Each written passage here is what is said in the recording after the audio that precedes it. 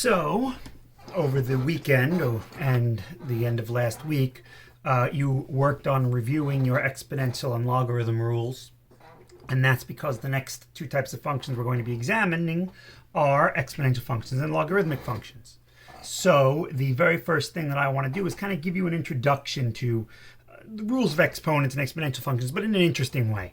And usually this lesson is left for you to do as a group, but unfortunately we don't have that luxury right now, so I'm going to go through it with you. If at any point you want to attempt this, you can pause the video and try doing this on your own and then coming back to it and watching it. This will be a very relatively quick video. So below is a picture of a small shrub whose height I started measuring every morning at 6 a.m. On Saturday morning at 6 a.m., the shrub was exactly 3 centimeters tall, as you see there. On Sunday morning at 6 a.m., the shrub was 6 centimeters tall. On Monday morning at 6 a.m., the shrub was exactly 9 centimeters tall, and so on and so forth. So the question is, how tall do you think the shrub was when I measured it on Tuesday at 6 a.m.? So on Tuesday at 6 a.m., if we follow this pattern, 3, 6, 9, it would be 12 centimeters. And then on Wednesday at 6 a.m., that's another day gone by. And if we follow this pattern of increasing by 3, it would be 15 centimeters. And then on Thursday, it would be 18 centimeters. Since I started measuring the shrub on Saturday at 6 a.m., let's call that day 1. What day would that make Sunday at 6 a.m.? Well, that would make that day 2. And then Tuesday would be day 3. And Wednesday would be day 4. But now if I started measuring it on Saturday, what about last Friday at 6 a.m.? So last Friday at 6 a.m., that would be, well, if the days go up when I go to the right, then when I go backwards, they should go down 1. So if last Saturday was 1, then last Friday would be 0. And speaking of last Friday, how tall do you think the shrub was? Well, if going forward we're adding 3, then if I go backward from 12 to 9 to 6 to 3 to, it would be, well, 0 centimeters tall.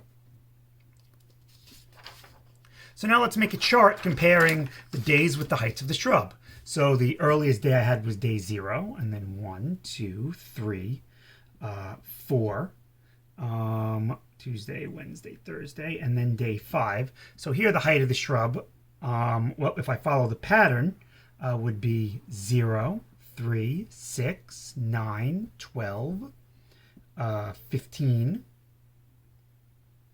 And then if I kept going, 18.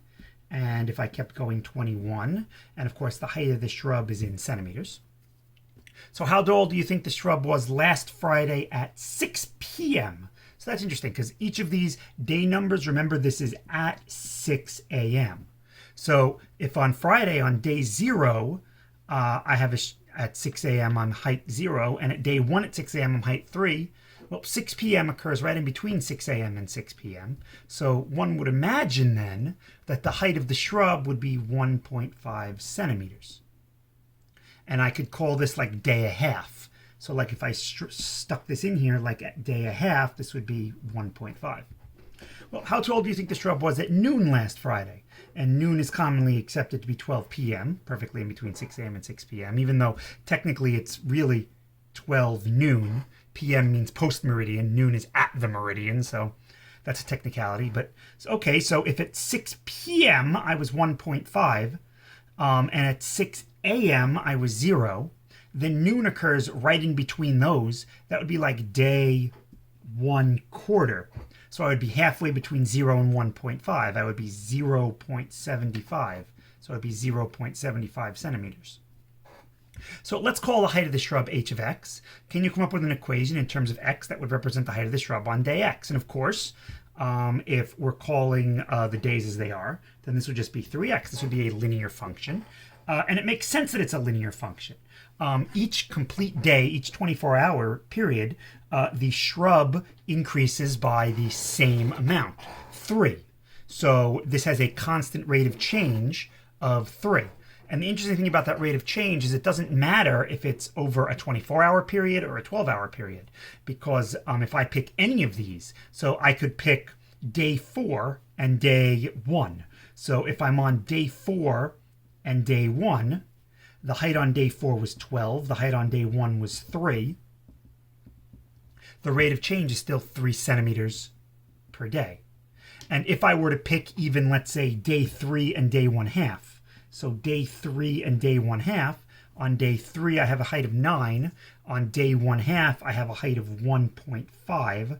This is 7.5 over 2.5, which again is 3 centimeters per day.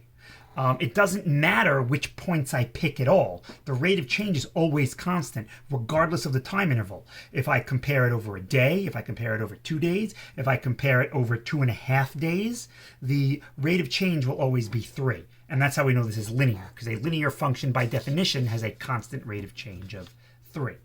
And of course, something that we should also mention is that x has to be greater than or equal to 0. If I go back any further in time, the shrub isn't going to have a negative height. So remember that the domain is important when we're dealing with functions with context. So anytime less than day 0, this still would have a height of 0. It would still be a seed, and we'll assume the seed has a height of 0. So that's linear functions. So how does exponential functions fit into this? Well, here's a different shrub, and immediately you'll notice that this shrub is growing much faster. So this is a picture of a different shrub whose height I started measuring every morning at 6 a.m. as well. And we'll say on Saturday morning, the height was 3 centimeters tall, just like the other one. But then on Sunday morning, the height tripled to 9 centimeters.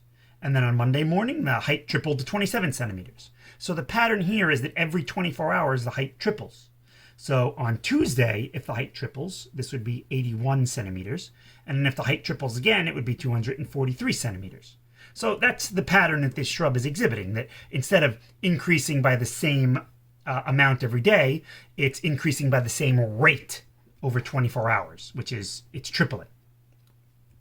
So since I started measuring the shrub on Saturday, we'll call that day 1. What would that make Sunday? Well, that would make Sunday day 2. Monday would be day 3. Tuesday would be day 4. Wednesday would be day 5. Last Friday, well, if Saturday is day 1, last Friday would be day 0. And now here's where things get interesting. What about last Thursday? Well, can we have negative days? And some people go, well, no, because in physics we always start at 0 and time can't be negative. But this question is more about relativity and our perception. For example, if you were to talk about what's happening in your life, the instant you were born would be time equals 0. So relative to you, there is nothing before time equals 0 because you weren't around then. But the universe doesn't revolve around you. Stuff still happened before that. So if you wanted to talk about, for example, what happened exactly 1 year before you were born, and your frame of reference starts when you were born, that would be t equals -1. So similar here, if my frame of reference is, well, I'm going to start measuring exactly at Saturday at 6 a.m., or rather Friday at 6 a.m. is when time is 0, then prior to that, I would have a time -1. Just because I have a time 0 doesn't mean something didn't happen before it. That just means that's where I'm starting my frame of reference from. And then last Wednesday would be -2. And that's a concept that you have to kind of understand, because in physics it's always, well, start at time equals 0. I throw a ball up in the air. I'm going to start at time equals 0. Well, we do that because prior to time equaling 0, the ball didn't follow whatever equation we use, so it doesn't make sense to do that. But here, the shrub, if it is in fact growing at this same rate, at the same pattern each time, would have existed beforehand. And we can even see that. On last Friday, how tall was the shrub? Well, it triples every 24 hours, which means if I go back in time, its height gets divided by 3. So if on Saturday it was 3 centimeters, then the day before that, on Friday, it would be 3 divided by 3. It would be 1 centimeter. And then on last Thursday, it would be 1/3 of a centimeter. And last Wednesday, it would be 1/9 of a centimeter. And this makes sense. Because think about it. If I started measuring it last Wednesday and it was 1/9 of a centimeter, then the following day it would be 1/3. The following day it would be 1. The following day it would be 3, 5. And I would just say, okay, let time equal 1. Let t equal 1 be Wednesday then, because that's when I started measuring it. It's all just about what's my frame of reference. So this all makes sense as long as I allow myself to say, yeah, stuff happened beforehand. And this is where some interesting things happen. So here I've got, well, let's do this. I've got day -2, day -1, day 0. I've got day 1, 2, 3, 4, 5. And then here, let's see, on day -2, this was 1/9. This was 1/3. This was 1, and it was 3, 9, 27, 81, and 243. The height was in centimeters, and the day I'm talking about at 6 a.m. So the question is then, last Friday was right here. Last Friday at 6 a.m., this is Friday, time 0, the height was 1. And then the next day, on Saturday at 6 a.m., the height was 3. How tall do you think the shrub was last Friday at 6 p.m.? So this is where we would have easily with your groups like a 10 or 15-minute discussion, because this is where things get interesting. So if you want to think about it, you can pause the video now and really give this a thought. Okay, so if you didn't pause the video, you didn't, but some possible answers here. Well, we're talking halfway between day 0 and day 1, and halfway between 1 and 3 is 2 centimeters. So that's a possibility. We're talking about day 1/2. And so I'll just say, well, since on day 1 it was 3, I've got to go half that. So there's 1.5 centimeters. And well, neither of those answers are correct, believe it or not. Because you see, the thing is here, the rate of change is not constant. Here, from day 1 to day 2, we increased by 6. From day 2 to day 3, we increased by 18. From day 3 to day 4, we increased by 54. So the rate of change isn't constant. So this line of thinking isn't going to work. I don't have a linear relationship here. It's not going to go 1 to 2 to 3 and add 1 just because I'm increasing by the same amount. Oh, I increased by a half, I'll increase by 1. Oh, I decreased by, I divided my day by 2, so I'll divide my height by 2. It doesn't work that way. I mean, here, look, on day 2 I was 9. On day 1 I wasn't half of 9. These aren't the correct answer. So how do we do this? Well, to figure this out, we have to take into account the fact that the rate of change stays consistent over equal time periods. What do I mean by that? Well, let's look at the rate of change when I go from just one day to the next. So let's compare the change in the growth of this from day 4 to day 3. So from day 4 to day 3, which is 1 day, this goes from 81 to 27, or 27 to 81, what have you. And then we'll pick another 2 consecutive days. Let's say day 2 and day 1. Note that these ratios are the same. In fact, I could pick any consecutive days. Day 5 and day 4, day 0 and day 1. These are all equal to 3. And this is when I'm dealing with just 1 day. If I'm dealing with a 2-day period, this also stays the same. From day 5 to day 3, this is 243 over 27. And that ratio should be the same against any other 2-day period. Day 3 to day 1, 27 over 3. Well, 243 divided by 27 is 9. 27 divided by 3 is 9. From day 1 to day -1, 3 over 1/3, they're all the same.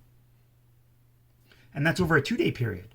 So if I want to figure out how high this is after half a day, well, I can take literally half of the days. So I can compare the change from half a day. So here, the change from 1/2 to 1, or since I've been doing this backwards, 1 to 1/2 is, this is half a day.